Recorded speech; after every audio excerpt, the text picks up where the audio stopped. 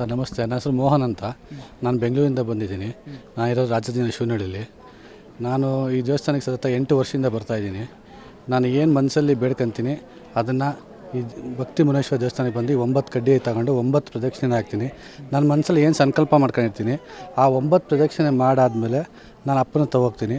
ಅಪ್ಪ ಅದನ್ನು ಮನಸ್ಸಲ್ಲಿ ಏನಿದೆ, ನನ್ನ ಮನಸ್ಸಲ್ಲಿ ಏನಿದೆ ಅಂತ ಅಪ್ಪನ ಎಳೆಯಾಗಿ ಬಿಡಿಸಿ ಹೇಳುತ್ತೆ, ನಿನಗೆ ಹಿಂಗಾಗುತ್ತೆ ಹೋಗಪ್ಪ, ನಿನಗೆ ಮನಸ್ಸಲ್ಲಿ ಏನು ಅನ್ಕೊಂಡಿರ್ತೀವಿ ಅದನ್ನು ಅಪ್ಪ ಬರೀ 4 ನಿಮಿಷದಲ್ಲಿ ಎಲ್ಲ ಹೇಳಿ ಮುಗಿಸ್ತಾರೆ.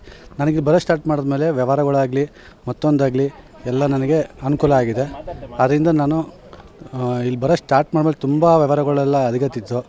ನಮ್ಮದು ಒಂದೊಂದೇ ಅಪ್ಪ ಹೇಳ್ದಂಗೆ ಒಂದೇ ಎಲ್ಲ ನಂದು ವ್ಯವಹಾರಗಳನ್ನು ಸಂಪೂರ್ಣವಾಗಿ ನನಗೆ ಅಪ್ಪ ಮಾಡಿಕೊಟ್ಟಿದ್ದೆ.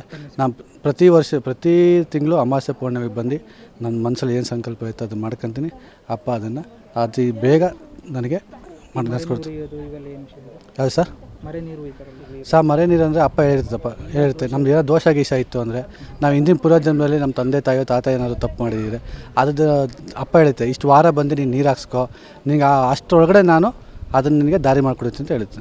ಆಗಿದೆ, ಇದಿದ್ರೆ ಪರವಾಗಿಲ್ಲ, ನಮಗೆಲ್ಲ ಒಳ್ಳೆಯದಾಗಿದೆ. ಒಂದು 15 ವರ್ಷದಿಂದ ಬರ್ತಾಯಿದ್ದೀವಿ. 15 ವರ್ಷದಿಂದ ಬರ್ತಾಯಿದ್ದೀವಿ. ಏನು ವಿಶೇಷತೆ ಏನಿದೆ? ಏನಿದಿಲ್ಲ, ನಾವು ಏನು ಅನ್ಕೊಂಬರ್ತೀವೋ ಅದಾಗ್ತೈತೆ, ಒಳ್ಳೇದಾಯ್ತೈತೆ. ಯಾರಿಗೂ ಆಗಿಲ್ಲ ಅಂತ ಹೇಳಂಗಿಲ್ಲ, ಎಲ್ಲರಿಗೂ ಆಗೈತೆ. ಈಗಲೂ ಯಜಮಾನ್ರಿಗೆ ಹುಷಾರಿಲ್ಲ, ಅದಕ್ಕೆ ಕರ್ಕೊಂಬಂದಿದ್ದೆ. ನೀನು ಮೊನ್ನೆ ಬಿದ್ದುಬಿಟ್ಟು ಏಟ್ ಮಾಡ್ಕೊಂಡಿದ್ರು, ಬಿದ್ದಾಗಿಂದ ಕರ್ಕೊಂಬರೋಕ್ಕಾಗಿಲ್ಲ. ಇವತ್ತು ಅಮಾವಾಸ್ಯೆ ಸಹ ಕರ್ಕೊಂಬ ಅಂತ ಹೇಳಿದ್ದಾರೆ ಅಪ್ಪರು, ಅದಕ್ಕೆ ಕರ್ಕೊಂಬಂದಿದ್ದೆ. ಒಳ್ಳೆಯದಾಗಿದೆ. ಹೀಗೆ ಕಮಲಾನಗರ ಬೆಂಗಳೂರು ಬರ್ತಾಯಿದ್ದೆ. ನಾವು ಇದೇ ಊರ ಮಗಳು, ಒಂದು 15 ವರ್ಷದಿಂದ ಬರ್ತಾಯಿದ್ದೀವಿ.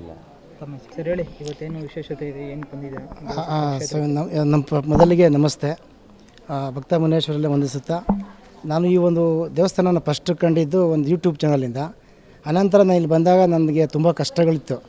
ಅದೇನಪ್ಪ ಕಷ್ಟ ಅಂತಂದರೆ, ಒಂದು ಕಡೆ ನಾವು 10 ವರ್ಷ ಜಾಬ್ ಮಾಡಿದ್ದೆ. ಅದಾದಮೇಲೆ ನನಗೆ ಆ ಜಾಬ್ ಅಲ್ಲದೆ ಏನಾದರೂ ಬೇರೆ ಮಾಡೋಣ ಅನ್ನಿಸ್ತು. ಒಂದು ಲ್ಯಾಂಡ್ ಪರ್ಚೇಸ್ ಮಾಡಿ, ನಮ್ಮದು ಊರ ದೇವನಹಳ್ಳಿ ತಾಲೂಕು ಬೈಚಾಪುರ ಅಂತ, ಅಲ್ಲಿಂದ ಸುಮಾರು ಚಿಕ್ಕಬಳ್ಳಾಪುರದಿಂದ ಆಚೆ ಒಂದು 15 ಕಿಲೋಮೀಟರ್ ದೂರ, ಅಂದರೆ ನಮ್ಮೂರಿಂದ 40 ಕಿಲೋಮೀಟರ್ ದೂರ ಜಮೀನು ಪರ್ಚೇಸ್ ಮಾಡ್ತೀವಿ. ಅಲ್ಲಿ ವ್ಯವಸಾಯ ಮಾಡೋಣ ಅಂತ ಹೋಗ್ತೀವಿ. ಅಲ್ಲಿ ಸಾಕಷ್ಟು ತೊಂದರೆಗಳನ್ನ ಫೇಸ್ ಮಾಡ್ತೀವಿ. ಬೇಡ ಅಂತ ಜಮೀನು ಮಾರೋಣ ಅಂತ ಸುಮಾರು ಒಂದು 15 ವರ್ಷದಿಂದ ಪ್ರಯತ್ನ ಪಟ್ಟಿದ್ವು. ಯಾವುದೋ ಒಂದು ಕೋರ್ಟ್ ಕೇಸ್ ಇರ್ಬೋದು, ಅದು ಏನೋ ಒಂದು ಸಾಕಷ್ಟು ಒಂದು ತೊಂದರೆಗಳಿಂದ ವ್ಯವಸಾಯ ಮಾಡ್ತಿದ್ವಿ, ಇಂಪ್ರೂವ್ಮೆಂಟ್ ಇರಲಿಲ್ಲ. ಹಂಗಾಗಿ ಜಮೀನು ಮಾರಾಟ ಮಾಡೋಕ್ಕೆ ಹೋಗ್ತಿರಲಿಲ್ಲ. ಅಂಥ ಒಂದು ಸನ್ನಿವೇಶದಲ್ಲಿ ಈ ಒಂದು ಭಕ್ತಮುನೇಶ್ವರ ಒಂದು ಕೃಪೆಯಿಂದ ಇಲ್ಲಿ ಬಂದು ಹೋದ್ಮೇಲೆ ನಾನು ಸರಿಸುಮಾರು ಒಂದು 7-8 ತಿಂಗಳ ಹಿಂದೆ ಬಂದಿದ್ದು ಫಸ್ಟು.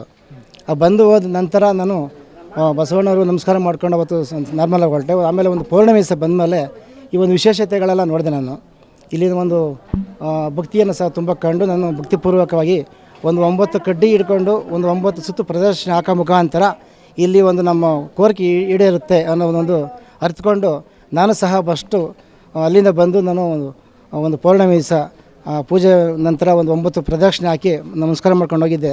ಅಲ್ಲಿಂದ ಆಚೆ ಕೇಸುಗಳು ಇನ್ನೂ 1-2 ಎಕ್ಸ್ಟ್ರಾ ಇದ್ದರೂ ಸಹ ನನಗೆ ಜಮೀನು ವ್ಯಾಪಾರಕ್ಕೆ ನಾನು ಇಲ್ಲಿ ಕೇಸುಗಳಿದ್ದರೂ ತಗೊಳ್ತೀವಿ ಅಂತ ಮುಂದಕ್ಕೆ ಬಂದರು. ಅದಕ್ಕೆ ಮುಂಚೆ ಯಾವುದೇ ಕೇಸುಗಳಿದ್ದರೂ ಸಹ ಯಾರೂ ಬರಲಿಲ್ಲ.